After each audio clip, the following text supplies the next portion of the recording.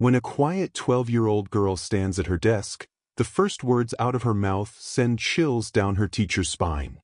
What seemed like a simple moment of classroom tension at first takes a sinister turn as the pieces unravel, revealing a dark truth. One that puts her life in unimaginable danger.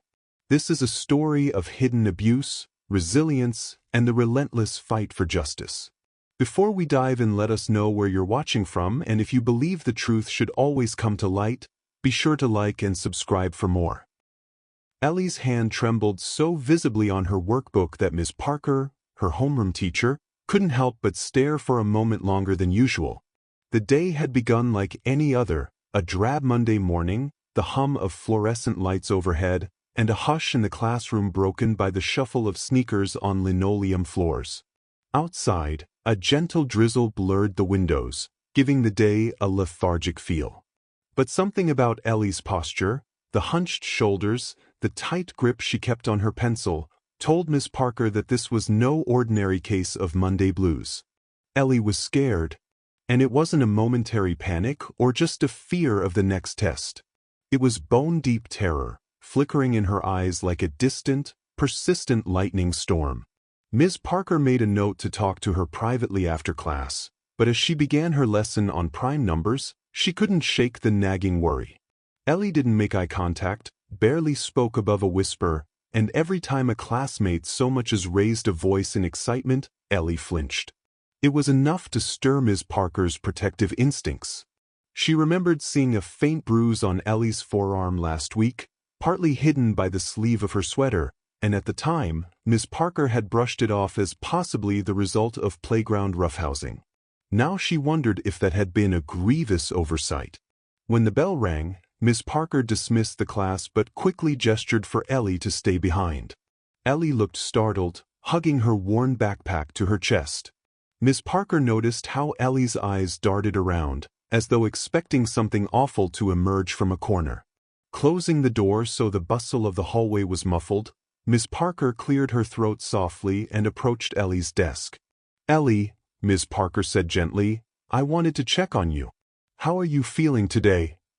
Ellie didn't answer right away. Her eyes flicked to the closed door, as if verifying they were alone. Then, in a barely audible voice, she muttered, "I'm fine." Ms. Parker's heart twisted at the obvious lie. "I'm here if you ever need to talk about anything," she continued, trying to make her voice as reassuring as possible. "Is everything okay at home? With your foster parents?" Ellie stiffened. The mention of her foster parents, Brian and Carol Thompson, seemed to draw her into an even tighter shell. Ms. Parker noticed the shift immediately. The more she gently prodded, the more Ellie clammed up. Finally, Ms. Parker chose not to push further at that moment. She reached out for Ellie's hand, but Ellie instinctively recoiled. Her hand jerked away, and though she tried to hide it, Ms. Parker saw raw fear flicker across her face. "All right, Ellie," Ms. Parker said. "Go ahead to your next class. But remember, I'm here if you need me."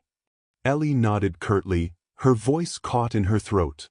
She clutched her backpack as if it were a shield and stepped into the corridor, quickly swallowed by the tide of students changing classes.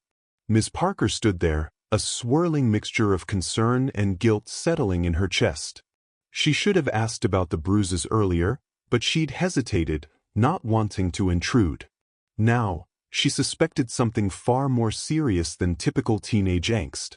That afternoon, while students were at lunch, Ms. Parker found Mr. Bowman, a colleague who taught science in the next classroom. Mr. Bowman was known for his kind demeanor, a fatherly figure with peppered hair and reading glasses perched perpetually on the end of his nose. He had seen enough young students in distress over his many years of teaching to know when something wasn't right. "Could I talk to you about one of my students, Mr. Bowman?" Ms. Parker asked, leaning against the doorframe of his room. The classroom smelled faintly of vinegar and baking soda from a recent experiment. "Of course," Mr. Bowman said, looking up from a stack of papers he'd been grading. "Which student?" Ms. Parker lowered her voice. "Ellie Thompson. She's in my homeroom. Have you noticed anything off about her lately?" Mr. Bowman took off his glasses, rubbed the bridge of his nose. I've had her in science class. She's quiet, always keeps to herself. I did see her jump a bit when another student accidentally dropped a binder behind her. Looked downright petrified. I thought maybe she was just high-strung. But you suspect something else? Miss Parker glanced around to ensure no prying ears listened. I've seen bruises on her arms, and her behavior is more than just nerves. It's fear. I asked her if things were okay at home, but she wouldn't talk. She acted scared, of me, of everything. Mr. Bowman's eyes saddened. That's troubling. Has she mentioned anything about her foster parents? No, Miss Parker said, but I'm worried. I've heard rumors that Brian and Carol Thompson are pretty strict, but that doesn't necessarily mean anything. Still, the bruises, I want to talk to our school social worker, Ms. Martinez, maybe get a professional involved. Mr. Bowman nodded gravely. That's a good idea. Meanwhile, I can keep an eye on her in my class. If I see any further signs of trouble, I'll let you know. That day, Ms. Parker made an appointment to speak with Ms. Martinez. The social worker was a warm, empathetic woman in her 40s, with a calm presence that put many struggling kids at ease. During a planning period, Ms. Parker sat in Ms. Martinez's small, cozy office, explaining everything she'd seen: Ellie's withdrawn demeanor, the bruises, and that intangible sense of deep-seated fear. Ms. Martinez jotted down notes, occasionally nodding with a grave look on her face. I'll see if I can schedule a casual check-in with Ellie, Ms. Martinez said, leaning back in her chair. These cases can be delicate. She might not open up immediately, especially if she fears retaliation from her foster parents. But I'll do what I can. Ms. Parker sighed in relief. Thank you. I just don't want to let this slip through the cracks. If something's really wrong, we need to help her. And so, a quiet investigation began, though Ms. Parker had no idea how dark the truth would turn out to be. Over the next week, Ms. Martinez invited Ellie to her office on the pretext of a routine new student chat. Ellie hadn't been at the school long. Ms. Martinez asked standard questions about her interests, how she liked her classes, if she felt comfortable at home. Ellie answered politely, but each response was short, measured. She never volunteered extra details. Ms. Martinez sensed the walls that had been erected around Ellie's heart, thick barriers that only time and trust might breach. One afternoon, Ms. Reed, the school janitor, witnessed something that escalated everyone's concern. Ms. Reed, a soft-spoken older woman with a penchant for motherly worry, spotted Ellie sitting alone in a hallway corner, knees drawn to her chest, tears brimming in her eyes. Ms. Reed approached cautiously, placing a gentle hand on Ellie's shoulder. But the moment Ms. Reed's hand touched her, Ellie recoiled with a soft cry, as if expecting to be struck. Startled, Ms. Reed apologized and quickly backed away. "Honey, are you okay? What's wrong?" Ellie's lips quivered, and she shook her head, cheeks flushing with shame.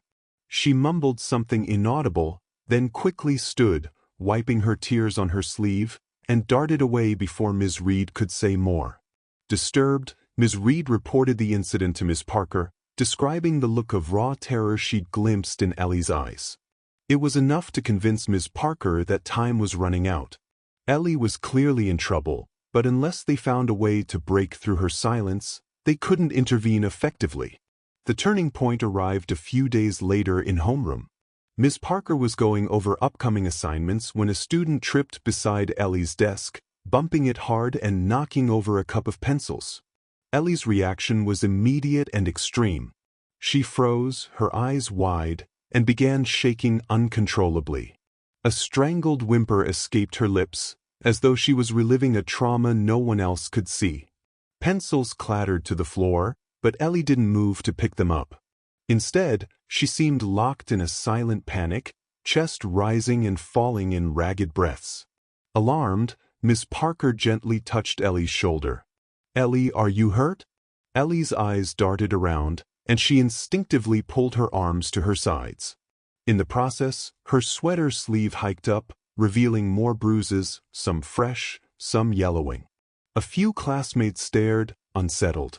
Ellie noticed the attention and snatched her sleeve back down, face turning crimson.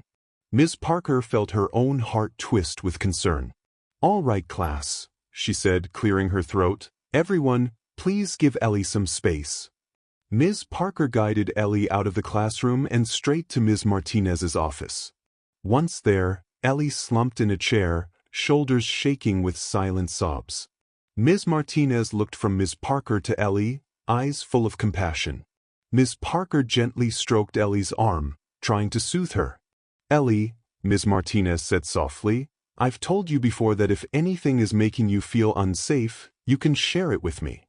You won't be punished for telling the truth." Ellie's breathing was shallow, each exhale a tremor. Eventually she whispered, I can't tell you." Ms. Parker exchanged a worried glance with Ms. Martinez. "Ellie," Ms. Parker said softly, "look at me. I promise, no one here will let you get hurt if we can stop it. Whatever's happening, you deserve help."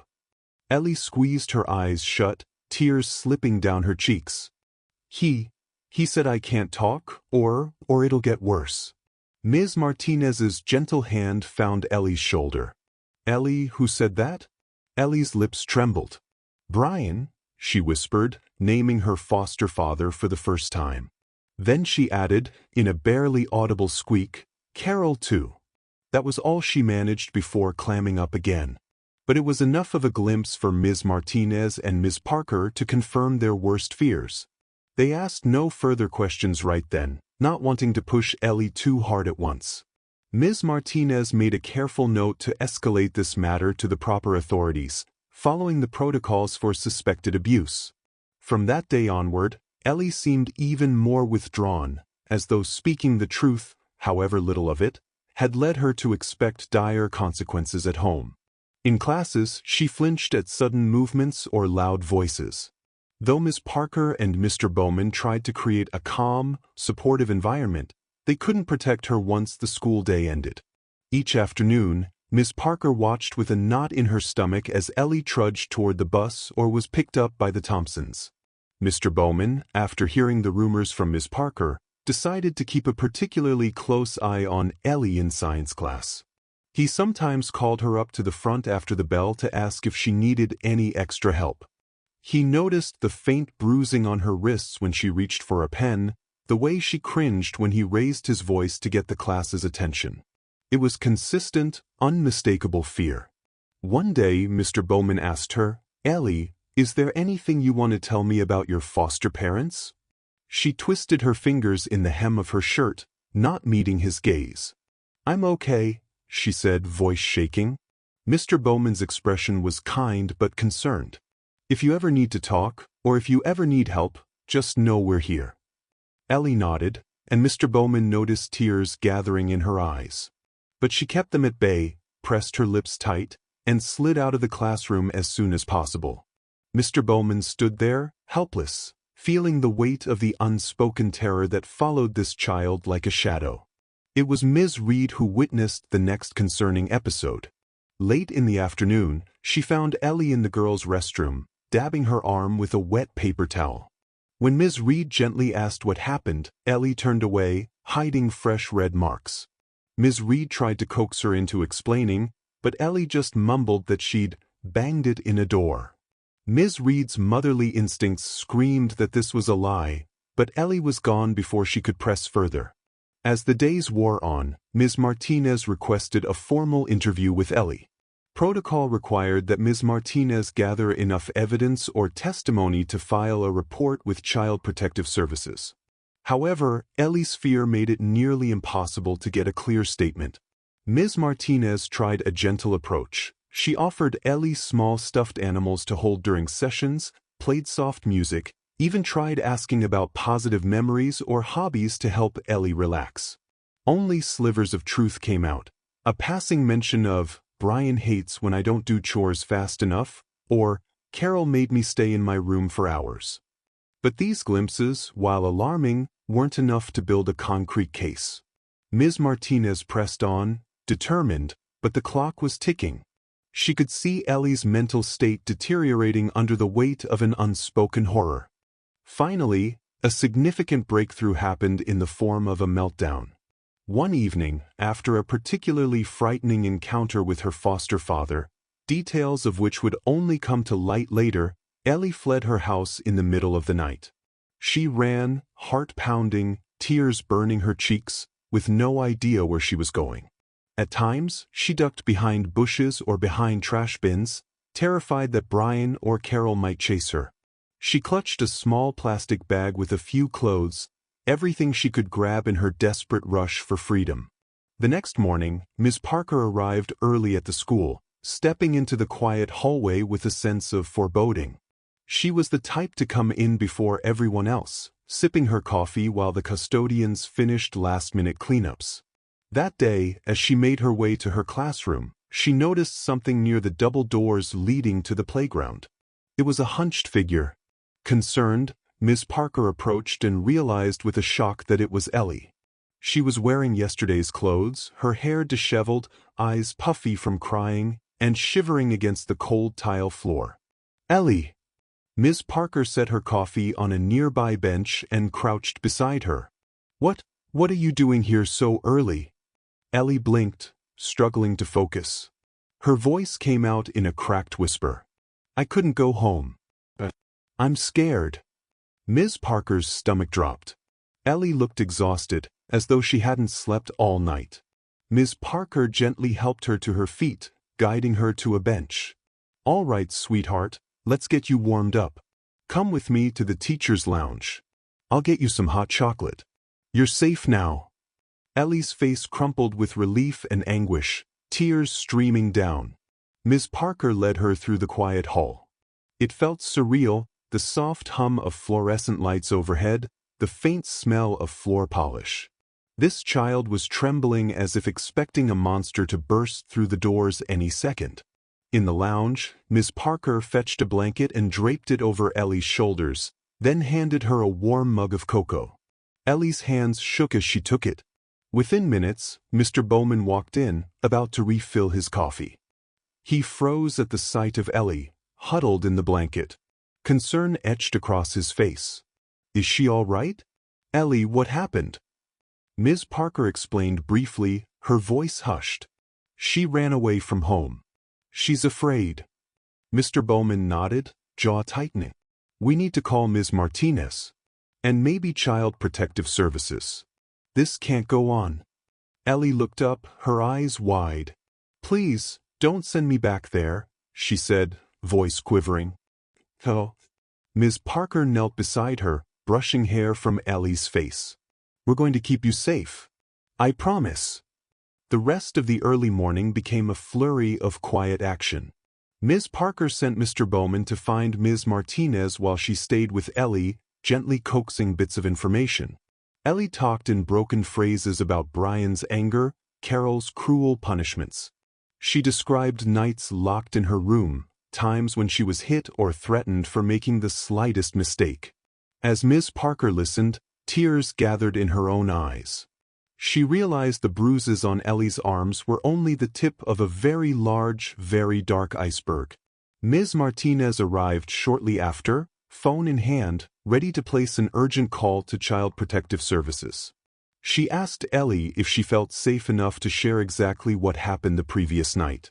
Ellie, still trembling, recounted how Brian had come home in a rage, accusing her of talking to someone at school about their family.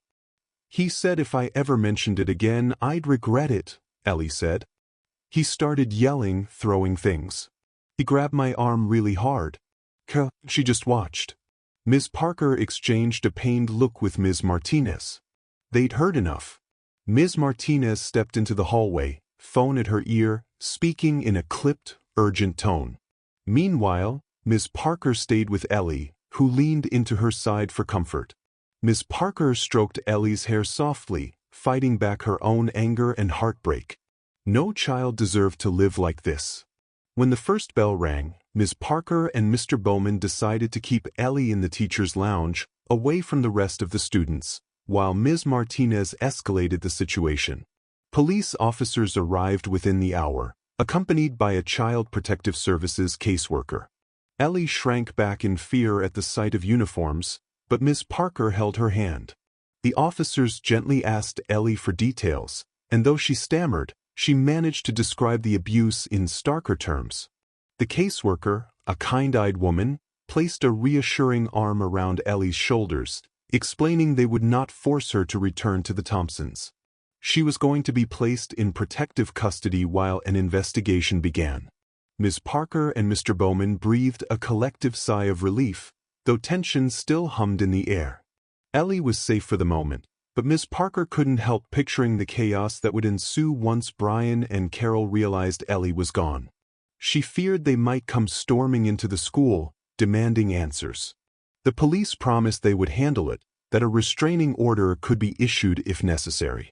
Still, Ms. Parker remained uneasy. Throughout that day, Ms. Parker's classroom was subdued. Word spread quickly among the teachers that Ellie had been found at school and was in trouble. The students sensed something was off. Ms. Parker was distracted, her eyes often drifting to the door as if expecting trouble. When lunchtime came, Ms. Parker couldn't eat. She wandered down to Ms. Martinez's office, where Ellie was waiting with the caseworker for further instructions. Ellie looked so small, perched on a chair, legs drawn up, eyes red from crying. Ms. Parker forced a gentle smile. "How are you holding up?" Ms. Parker asked softly. Ellie mustered a shrug. "Better than last night," she said, her voice hoarse. "I was so scared I'd have nowhere to go." "You'll have somewhere," Ms. Parker replied firmly. "We'll figure it out." By the end of the school day, local authorities had decided to remove Ellie from the Thompson household pending the investigation. She was taken to a temporary shelter. It was a small victory, but an important one. Ms. Parker and Mr. Bowman offered statements to the police, explaining all they had observed over the past weeks. Ms. Reed also contributed her experience of finding Ellie crying in the hallway and in the restroom with unexplained injuries. Each testimony built the case against Brian and Carol Thompson. However, the wheels of bureaucracy turned slowly, and Ms. Martinez warned Ms. Parker that the battle was just beginning.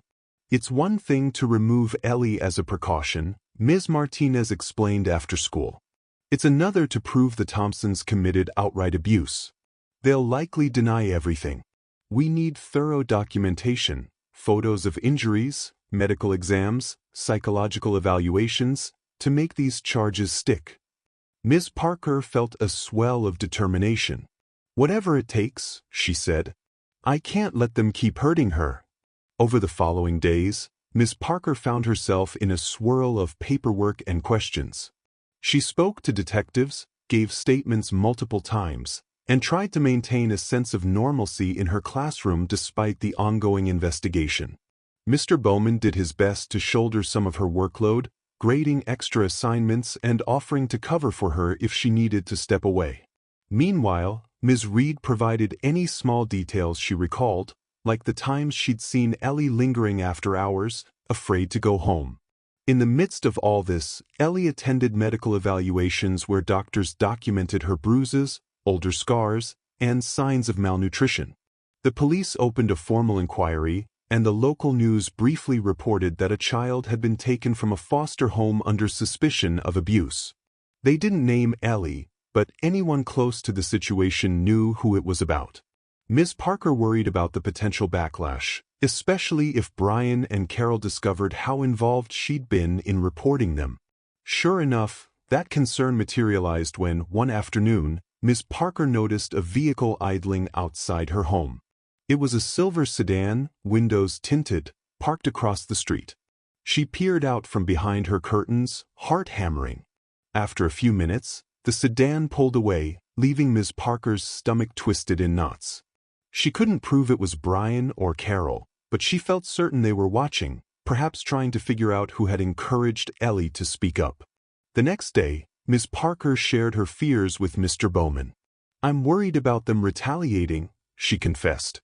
"Ellie's not in their custody anymore, but I feel like they might blame me for that." Mr. Bowman frowned. "We can request extra patrol near your house if you're feeling threatened. The police said they'd help if anything like this happened." Ms. Parker nodded. "I'll call them if I see that car again." In the meantime, Ellie remained in the shelter. Ms. Parker visited her when allowed, which was not often. On one of these visits, she found Ellie curled up on a cot with a thin blanket, staring at the wall. Ms. Parker brought a small teddy bear and some of Ellie's books from school, hoping to brighten her day. Ellie clung to the teddy bear the moment Ms. Parker handed it over. "I want to go back to your classroom," Ellie murmured. "I miss it." Ms. Parker felt tears tug at her eyes. "We miss you too, but you need to stay here until everything's sorted out. It's to keep you safe." Ellie nodded, but her lip quivered. "I hate it here. Everyone's nice, but it's not home." Ms. Parker gently stroked Ellie's hair. "I'm sorry, sweetheart. I wish I could do more right now. But Ms. Martinez and the police are working hard to make sure you never have to go back to the Thompsons." Ellie swallowed, a haunted look in her eyes. "What if they get away with it?" she whispered. Ms. Parker's stomach clenched. She knew how flawed the system could be, how abusers sometimes slipped through the cracks. Still, she put on a brave face. "We won't let that happen," she said softly. "All of us, me, Mr. Bowman, Ms. Reed, Ms. Martinez, we're all on your side." Time crawled by, and as the police investigation deepened, more troubling details emerged. They found that Brian Thompson had a record of domestic incidents in another state, though none led to convictions. Carol Thompson had grown up in a household where physical discipline was severe, and neighbors of the Thompsons occasionally recalled yelling and the sound of something breaking late at night. One neighbor said she'd seen Ellie outside after dark sometimes, crying, but never dared to intervene. As these revelations bubbled up, Ms. Parker felt a simmering anger. How had no one stepped in before? How many times had Ellie been harmed or terrorized while the people around them closed their curtains and minded their own business? The only solace was that, finally, steps were being taken. The caseworker assigned to Ellie's situation seemed thorough and determined. Ms. Martinez continued her supportive counseling sessions. Meanwhile, Ms. Parker began entertaining a thought that both excited and terrified her. What if I offer Ellie a place to stay, at least temporarily? She brought the idea up to Mr. Bowman one morning over coffee in the lounge. "I'm not married, I live alone," Ms. Parker explained, chewing her lip nervously. "I know fostering is a big responsibility, and I'm not sure if the system would allow me to, but the idea of Ellie in that shelter breaks my heart." Mr. Bowman set down his mug. "I think it's an admirable idea. But you should talk to Ms. Martinez first, see if that's even feasible. There might be a conflict of interest since you're her teacher, but it could be possible with the right approvals. And you need to be absolutely certain you can handle the emotional and legal complexities." Ms. Parker nodded. "I know. I'll think it through. It's just, she needs stability. She needs to know someone cares enough to give her a real home environment, even if just for a while." That same afternoon, Ms. Parker scheduled a meeting with Ms. Martinez, who listened patiently as Ms. Parker laid out her desire to foster Ellie on a temporary basis. Ms. Martinez smiled, though concern crinkled her brow. "It's not impossible," she said. "We'd have to check local guidelines. Typically, a teacher can serve as a temporary guardian under certain circumstances, especially if the child is old enough and expresses that preference. But you have to be prepared for a home study, background checks, and so forth." Ms. Parker's heart fluttered. She agreed to undergo any checks needed. "Just let me know what to do," she said. "I'm willing to jump through the hoops if it means Ellie can be somewhere safe and comfortable." "Keep in mind," Ms. Martinez said gently, "Ellie's been through severe trauma. Providing a safe home is just one piece. She'll need therapy, consistent emotional support, and you'll have to be ready for nightmares, panic attacks, and setbacks. Are you sure you're ready for that responsibility?" Ms. Parker swallowed, picturing Ellie's frightened eyes. "I have to try," she said softly. "I can't bear the thought of her feeling alone." The wheels turned swiftly once Ms. Parker expressed her willingness.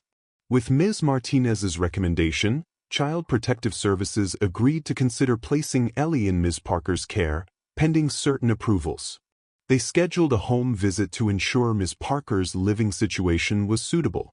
She spent that weekend tidying her small house, rearranging her guest room into something more welcoming for a child. She even placed a small lamp shaped like a flower on the bedside table, hoping the gentle glow might comfort Ellie. As Ms. Parker prepared for the home visit, a new challenge emerged. Brian and Carol Thompson had lawyered up, vehemently denying all allegations of abuse. They claimed Ellie was a troubled child who invented stories for attention. They even suggested Ms. Parker had manipulated Ellie into lying, an accusation that enraged Ms. Parker. "I can't believe they're stooping that low," she fumed to Ms. Martinez. "Ellie's bruises and medical records speak for themselves." Ms. Martinez sighed. "Unfortunately, some abusers will say anything to deflect responsibility. Don't worry. The evidence is mounting against them. The police have enough to press charges, and the district attorney's office is taking this seriously." Still, the knowledge that the Thompsons were actively fighting to regain custody or discredit Ellie gnawed at Ms. Parker. She made sure to keep in close contact with the authorities, informing them of any suspicious vehicles near her home or any attempts by the Thompsons to contact her. For now, they had a restraining order preventing the Thompsons from coming within a certain distance of Ellie or Ms. Parker. But Ms. Parker's nerves remained on edge, especially at night when the house was dark and quiet. Finally, after a thorough review process, Ms. Parker's home was deemed suitable and Child Protective Services approved Ellie's relocation. The day Ellie arrived at Ms. Parker's doorstep was overcast and drizzly. A CPS worker drove Ellie, who carried a small duffel bag containing the meager possessions she'd brought from the shelter. As Ms. Parker opened the front door, her heart fluttered with a mixture of excitement and heartbreak. Ellie stepped inside, looking around hesitantly, eyes wide. "This is your home for now," Ms. Parker said with a soft smile. "Come on, I'll show you your room." Ellie clutched the teddy bear Ms. Parker had given her. She nodded shyly, following Ms. Parker down a short hallway to a cozy bedroom.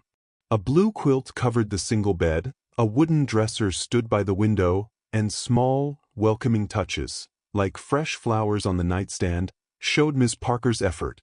Ellie ran a hand over the quilt, then turned, tears welling in her eyes. "Nice," she whispered. "Thank you." Ms. Parker's own eyes misted. "Make yourself at home. You can rearrange anything you like, put up posters, whatever makes you comfortable." Ellie managed a small smile, a fragile glimmer of gratitude. In that moment, Ms. Parker could almost see the child Ellie might have been in a safer world. Curious, kind, full of hope. It solidified Ms. Parker's resolve to protect this girl at all costs. The transition was far from seamless. Ellie's trauma surfaced in unexpected ways. She startled at loud sounds, shied away from physical contact, and sometimes cried out in her sleep. Ms. Parker learned to approach her gently, always announcing her presence before entering a room. She also scheduled therapy appointments for Ellie, accompanying her to sessions with a child psychologist who specialized in trauma. The psychologist assured Ms. Parker that healing would be a slow process. "What Ellie needs most right now is a consistent sense of safety," the psychologist explained. "Then, little by little, she can trust again." Despite the challenges, there were small victories. Ellie smiled for the first time when Ms. Parker taught her how to bake cookies. She giggled softly when Ms. Parker's cat, Muffin, rubbed against her leg. Each tiny moment of joy felt monumental, a testament to the resilience hidden within Ellie's fragile exterior. Meanwhile, the case against Brian and Carol advanced. The authorities discovered evidence in the Thompson home, items used for punishment, holes in walls from violent outbursts, and neighbors who finally spoke up about hearing Ellie's screams. The police arrested Brian first. Carol was taken into custody soon after. News of their arrest spread through the community, prompting an outpouring of relief and support for Ellie. But the legal battle was only just beginning. The Thompsons pleaded not guilty, setting the stage for a trial. Ellie reacted to the news with mixed emotions. On one hand, she was relieved they were behind bars. On the other hand, The specter of court appearances terrified her.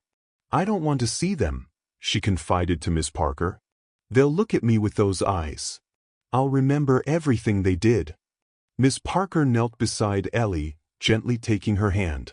"You might have to testify, but you won't be alone. We'll all be there to support you, Mr. Bowman, Ms. Reed, Ms. Martinez, and me. You won't have to face them without help." Ellie's hand trembled, but she nodded. "Okay," she whispered, tears brimming. Months stretched on, during which Ellie continued living with Miss Parker as a foster arrangement. The two developed a routine. Ms. Parker drove Ellie to school in the mornings, helped her with homework in the evenings, and made sure therapy appointments were a priority. Ellie gradually opened up about smaller things: her favorite colors, her love of cats, a few happy memories from her childhood before she landed in foster care. The deeper trauma, however, was harder to share. Sometimes, Miss Parker would find Ellie sitting alone, lost in a haunted expression. She knew Ellie was replaying something awful in her mind. One day, Miss Parker tried a gentle approach. "Ellie," she said over dinner, "I notice you get quiet sometimes, like you're thinking about something that upsets you. If you ever want to talk about it, I'm here." Ellie stared at her plate, fork poking a piece of chicken.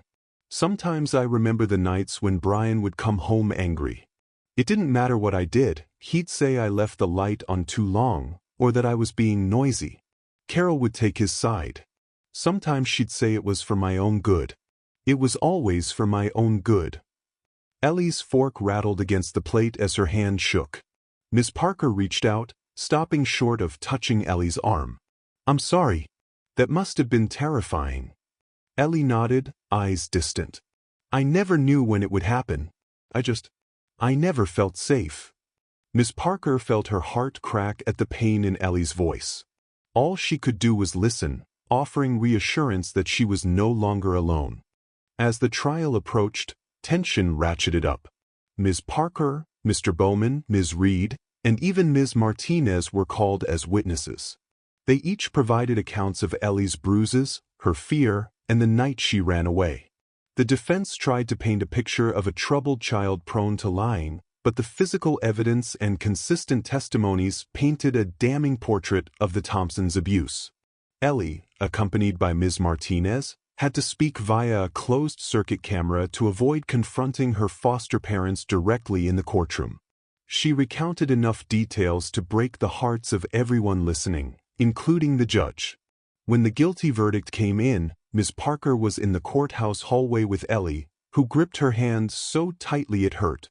The judge announced Brian and Carol's conviction on multiple counts of child abuse and endangerment. Ms. Parker wrapped an arm around Ellie, tears in both their eyes. "It's over," Ms. Parker murmured, though she knew the emotional scars would linger. After the verdict, Ellie broke down sobbing, relief and residual terror clashing inside her. Miss Parker held her, letting her cry into her shoulder. "You're safe," Miss Parker whispered over and over. "They can't hurt you anymore." The resolution of the trial shifted the question of Ellie's permanent placement. The more Miss Parker considered the possibility, the clearer it became. She wanted to adopt Ellie, not just foster her. Ellie had found comfort, routine, and even the beginnings of happiness living under Miss Parker's roof. Ms. Parker discussed it at length with Ms. Martinez and the child psychologist, ensuring it was in Ellie's best interest.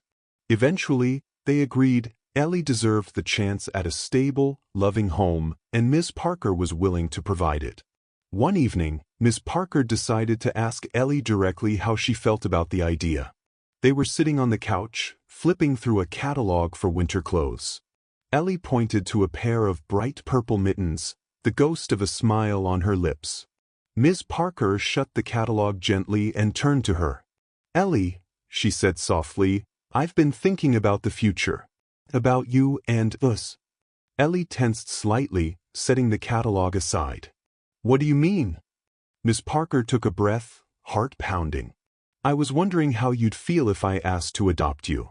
I know it's a big decision, and you might need time to think about it, but I love having you here, and I'd be honored if you became my daughter." Ellie stared, her eyes welling up with tears almost instantly. She let out a shaky exhale.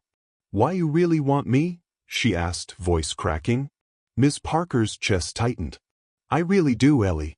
But only if that's what you want. No pressure. If you need time." Ellie threw her arms around Ms. Parker, sobbing into her shoulder. Ms. Parker felt tears of her own sliding down her cheeks as she hugged Ellie back, stroking her hair. Ellie finally managed to speak through her tears. "Yes, I want to stay with you." They clung to each other for what felt like forever, both releasing waves of emotion that had been building over the months.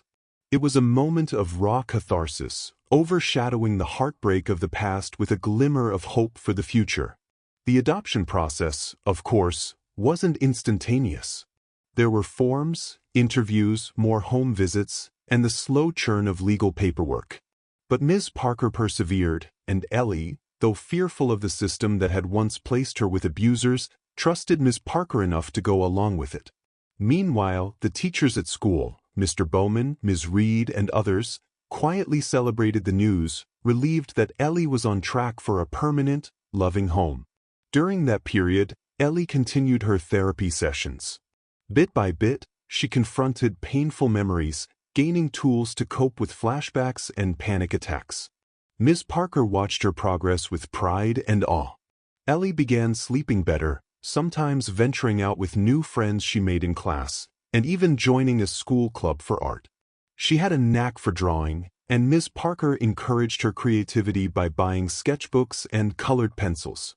"You can draw anything you like," Ms. Parker said. "It's your space to express yourself." One afternoon, Ms. Parker found Ellie absorbed in sketching a small portrait of a cat, presumably Muffin. Ellie's tongue poked out in concentration, and Ms. Parker marveled at how serene she looked. A far cry from the trembling girl who once crouched in the school hallway, terrified of her own shadow. As the final steps of the adoption were being completed, Ms. Martinez arranged a small gathering at the school to celebrate Ellie's progress. Ms. Parker invited a handful of supportive staff, Mr. Bowman, Ms. Reed, the school principal, and the child psychologist. They put together a little party in the teacher's lounge with cupcakes and balloons. When Ellie walked in, confusion etched her features. She glanced at Ms. Parker. "What's going on?" Ms. Parker grinned. "We're celebrating you. Your bravery, your new start, and all the progress you've made." Mr. Bowman offered Ellie a smile, pointing to the balloons. "Congratulations, Ellie. We're so proud of you." Ellie's cheeks flushed. She blinked back tears. Ms. Reed stepped forward, giving her a gentle side hug. "You're a remarkable young lady, dear," she said. "You've come so far." Ellie looked around at the smiling faces, at the table of treats. For a moment, she seemed unsure how to respond to such an outpouring of affection. Then she whispered, "Thank you," her voice trembling with gratefulness. In that instant, Ms. Parker realized how seldom Ellie had likely experienced genuine celebration. Every child deserves a moment to be recognized, cherished, but for Ellie, this was revolutionary. Tears clung to her lashes as she accepted a cupcake, a shy smile tugging at her lips. The weeks that followed brought the final step of Ellie's formal adoption. Standing in a family court, Ms. Parker and Ellie faced the judge, who smiled kindly. Ellie's therapist was there, Ms. Martinez, and even Mr. Bowman had shown up in the gallery to support them. The judge asked Ellie if she understood she was to be adopted by Ms. Parker, and Ellie answered with a firm yes. Ms. Parker felt her throat tighten with emotion. Then, with a decisive strike of a gavel and the signing of paperwork, Ellie Parker was officially recognized as Ms. Parker's daughter. Outside the courtroom, they shared tearful hugs, Ms. Martinez snapping a photo of Ms. Parker holding Ellie close. Mr. Bowman shook Ms. Parker's hand. "I'm so proud of you too," he said, his eyes suspiciously shiny. "This is the best outcome we could have hoped for." The adoption marked a new chapter, the final resolution that signaled the end of Ellie's darkest nightmares. But, as Ms. Parker well knew, healing doesn't happen overnight.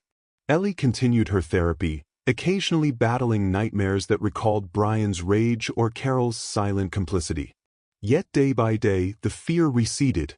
Safe in Miss Parker's home, Ellie blossomed.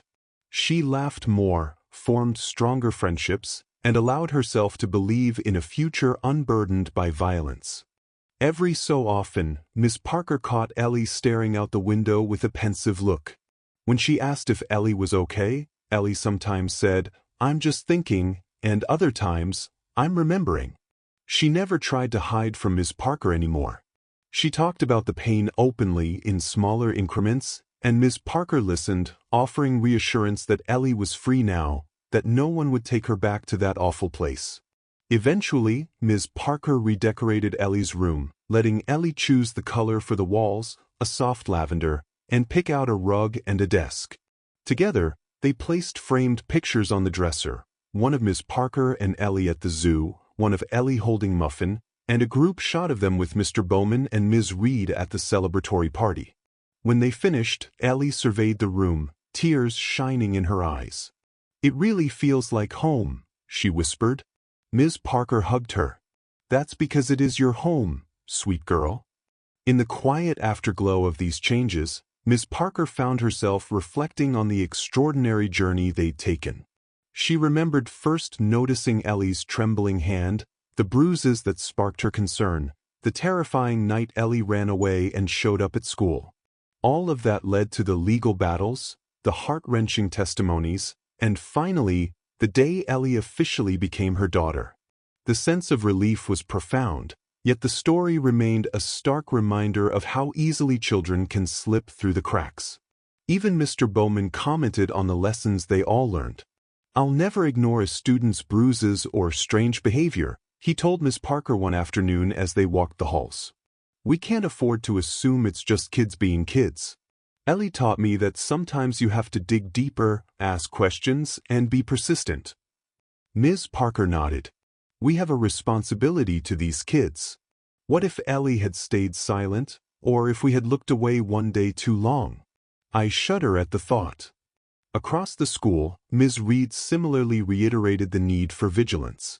"I'm so glad I spoke up about finding Ellie crying in the hallway," she confided to Miss Parker. "What if I hadn't said anything, chalked it up to teenage drama? We need to trust our instincts when something seems truly wrong." In her new routine at home, Ellie slowly embraced the ordinary joys of adolescence, watching movies on the couch, doing homework at the kitchen table, texting friends from school about silly gossip. She occasionally had flashbacks or nightmares, but Miss Parker was always there with a calming presence and a listening ear. Ellie's therapist reported encouraging progress, praising her resilience and Ms. Parker's unwavering support. One year after Ellie moved in, Ms. Parker threw a small party to celebrate Ellie's birthday, her first birthday in a truly safe home. Ellie beamed as classmates from school came over, bearing gifts and laughter. They played music, decorated with streamers, and indulged in a chocolate cake that left them all with smudged smiles. Miss Parker watched from the side, tears pricking her eyes. Ellie was laughing freely, face bright with happiness. It was a sound Miss Parker would never take for granted. After the guests left, Miss Parker found Ellie in the living room, opening a card from Mr. Bowman. It read, "Happy birthday, Ellie. May this be the first of many celebrated in peace and love." Ellie sniffled at the heartfelt message, then set the card aside. She walked over to Miss Parker and hugged her tight. "I'm so happy," Ellie whispered, voice shaking with emotion. "I never thought I could be." Miss Parker squeezed her eyes shut, returning the hug. "You deserve every bit of happiness, Ellie. Don't ever forget that." Over the months and years that followed, their life settled into a comforting rhythm. Ellie continued therapy, Miss Parker continued teaching, and they navigated the ups and downs of typical teenage life, Ellie's experiments with new hairstyles, her first crush, the dreaded final exams. Through it all, the shadow of her past grew fainter. Occasionally, news would surface about Brian and Carol appealing their case, but each appeal was denied. They remained behind bars, paying for their crimes. In quieter moments, Ellie still grappled with lingering fears. But Ms. Parker's home was her sanctuary, a place where nightmares were chased away by the knowledge that she was loved and protected. Ellie found new passions, discovered a talent for painting, and even joined the school's art club officially. Each painting told a piece of her emotional journey, from dark swirls of confusion to bright bursts of color representing hope and freedom. Now and then, Miss Parker would walk into Ellie's room to say goodnight and find her finishing a new artwork. Ellie would grin, set down her brush, and say, "I'm almost done." Miss Parker would admire the painting, marveling at how Ellie transformed her pain into creative expression. Then she'd kiss Ellie's forehead and say, "Sleep well, sweetheart." It was in those quiet nights, after Miss Parker left and closed the door gently, that Ellie would sit on her bed and whisper a thank you to whatever force had brought Miss Parker into her life. She understood that not every child in her predicament got rescued in time. That knowledge made her determined to eventually help others, just as Miss Parker and the school staff had helped her.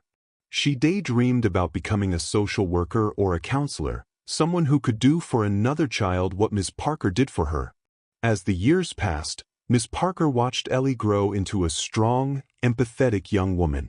They had their share of conflicts, teenage rebellion, typical disagreements over curfews or chores, but the love that bound them was unshakable. Each argument ended with mutual understanding, a promise that they would always talk it out. The sense of safety Miss Parker provided was the antidote to Ellie's old fears. By the time Ellie reached high school, she was unrecognizable from the trembling girl Miss Parker once guided to the teacher's lounge. She had a circle of friends, budding interests, and even expressed a desire to study psychology in college to help abuse survivors.